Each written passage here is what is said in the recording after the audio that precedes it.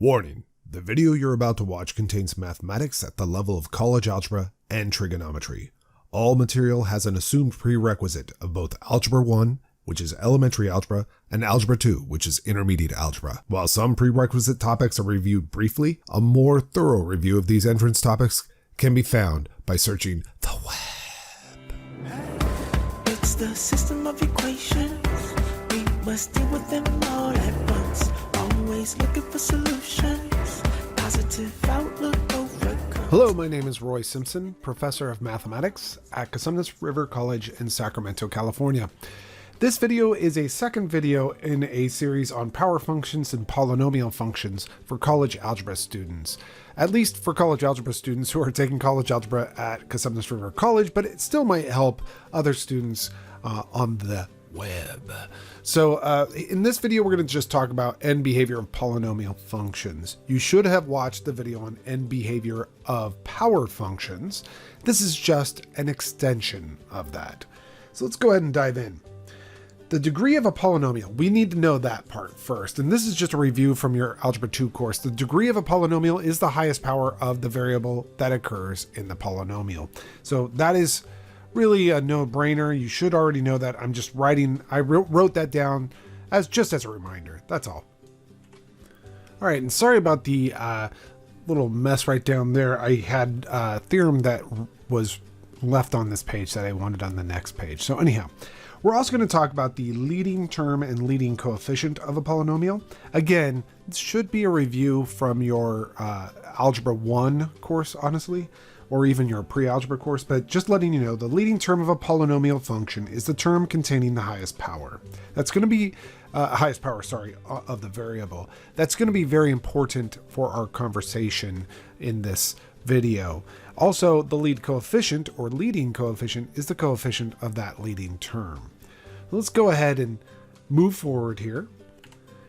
And you should note that I'm not really giving examples of those because that's considered to be, like I said, a prerequisite for this course. A college algebra course, you should know all that stuff. But here we start getting into stuff that might be a little bit new to you, not 100% sure, but the end behavior of a polynomial function. So the end behavior of a polynomial function is determined solely by the leading term for that polynomial. Now, before I go into a proof of this, I'll just tell you, give you an example really quickly of what I mean. The end behavior of this polynomial, which is negative 3x to the 11th minus x plus 1, is determined only really by the leading term.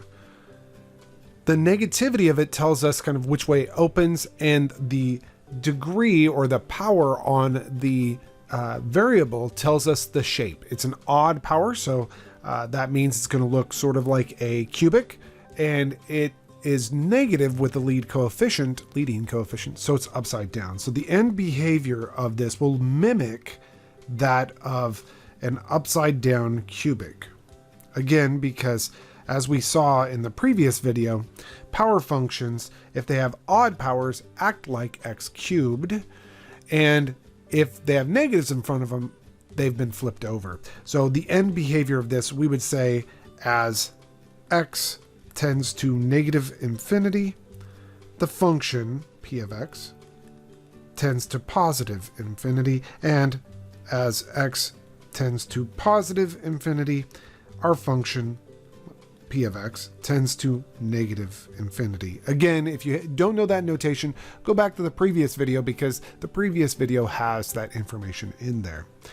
Now, why is it that the end behavior of that polynomial is determined solely by the leading term? Remember, the leading term is not the first term, it's the one with the highest power on the variable.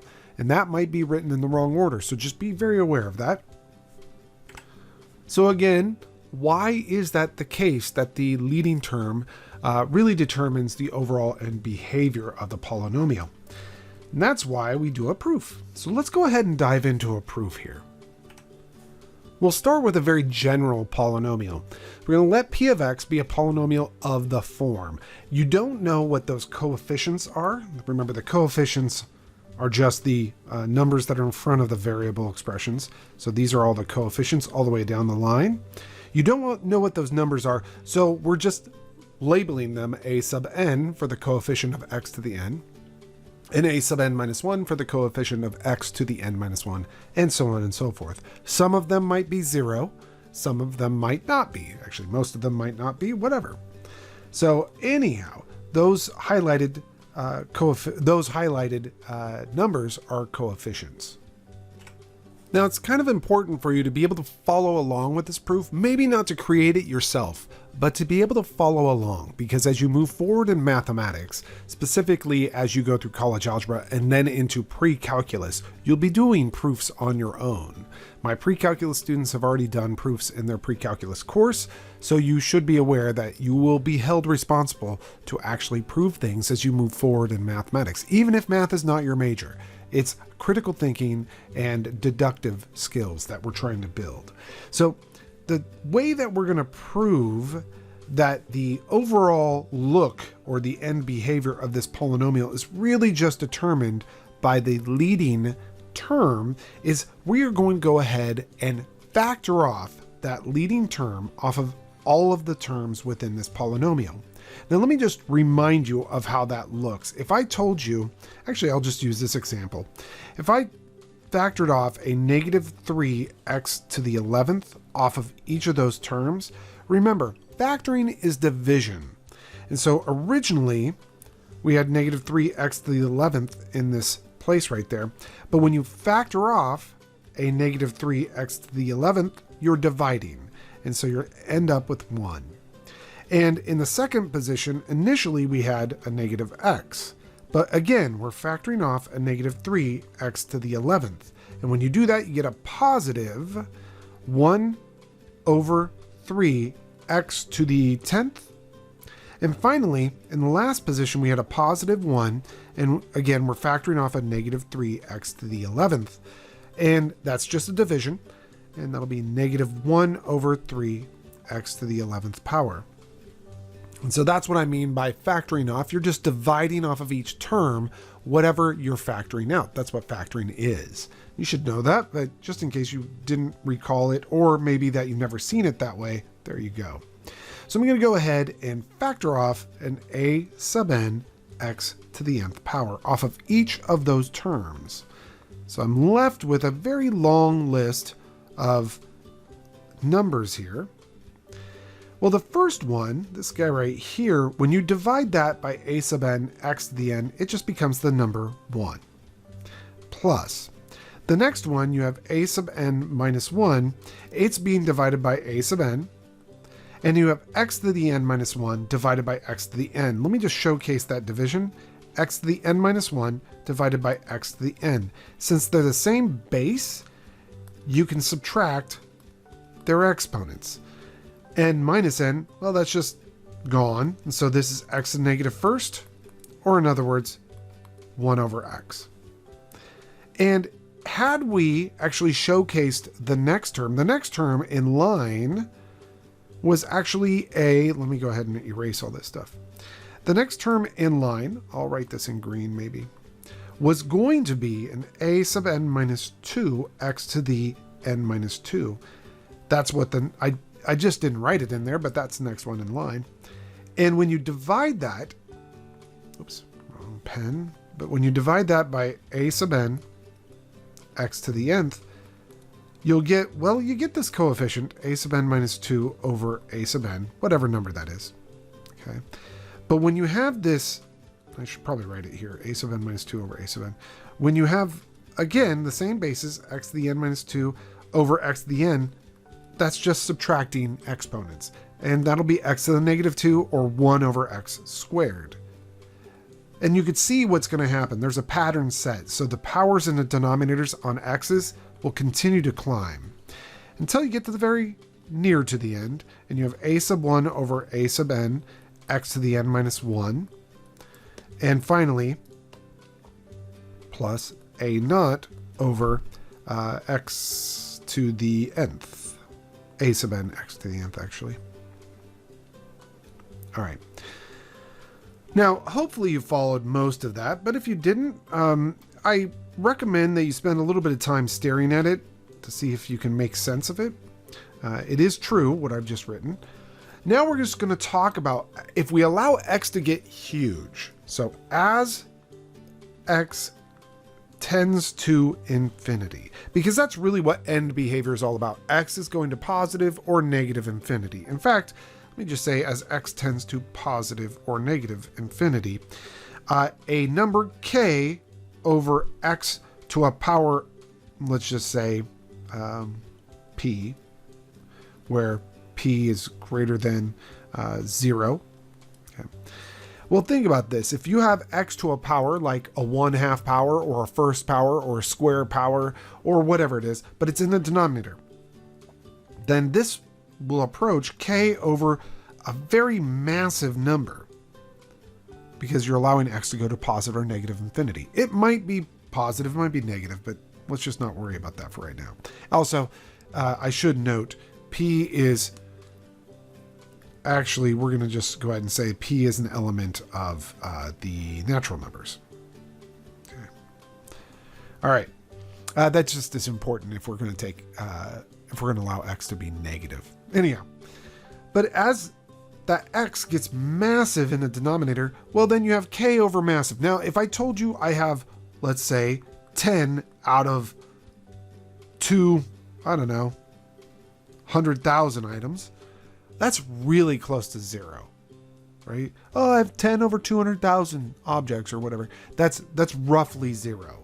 Very, very close to 0. So this number, k over something approaching infinity, is essentially approaching 0.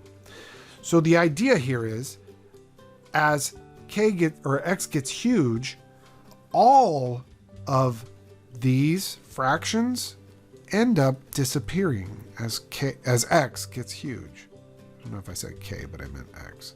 So as x gets huge, all of these tend to disappear. And you notice what's left over is 1 times that factor right there. And as x gets huge, that piece is kind of the piece that takes over. It's the one that remains. So I will say this implies as x rushes off to plus or minus infinity, p of x rushes off to behave like a sub n x to the n. Because that's what remains. This stuff didn't disappear because it's not being divided by a very large number. So anyhow, so that's kind of a proof that as we allow x to rush off to positive or negative infinity, the polynomial ends up acting like the leading term, which is what this is, by the way. So let's see this in action. Determine the end behavior of this function. Now, I'm also going to graph it just to showcase the end behavior, but let's just take a look at it. You have to determine the overall degree of this polynomial. Remember, the degree of the polynomial is the degree of the highest powered term. And so if you look through all these terms for the highest powered one, it's actually this guy on the back end. It's written in the wrong order to try to deceive you. So that is actually our leading term. Even though it's not written in front, it is technically the leading term because it has the highest power on the variable. You could rewrite this, but there's no point in me rewriting it. And if the end behavior is determined by that leading term, and by the previous lecture, we know that leading term sort of looks like this. If you were just to have that leading term, it's like an upside down parabola. Not exactly, but close. Then we can say that as x tends to infinity, or negative infinity actually, p of x, which is going to act like that highlighted term, is going to approach negative infinity because that highlighted term has that behavior. Now, just to showcase this, I'm going to hop over to Desmos here. And I'm just quickly write out that function there. And it looks kind of messy in the center. This is what I call the middle ground behavior. It's an absolute mess. And this is also to let you know that it's very obvious when somebody like copies a graph from Desmos, because they copy their graph like this. And all your instructors will know that's copied. So please don't just go to Desmostic graph because it's very obvious. But if I zoom out here, and I have to zoom out kind of a significant distance, well, now I've zoomed out quite a bit, and you can see that red finally reaches an apex around 20,000. So what I'm going to do is adjust the graph here.